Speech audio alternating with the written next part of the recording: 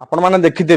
नुआ नुआ छेली फार्म गोटे गोटे बंद हो जाए प्रकृत में तार कारण कौन सांग मैंने छेली फार्म एक एमती धंदा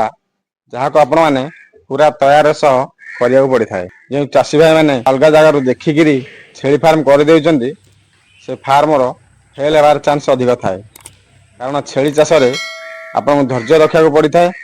ए चाष एमती नुहे कि आज आप पैसा लगेले मसे कि 2 मास पर आपड़ से पैसा पाइपर ए चाष समय लगे जमीक वर्षे कि 1.5 वर्ष पर आपण मैंने पैसा रोजगार करेंगे कि भाई मैंने 3-4 लाख खर्च कर फार्म तो बनई दे कि 5-6 मास भितर पैसा न आसवर मनोबल भांगी जाए से फार्म को बंद कर दिखते जहाँफल से लॉस खाते।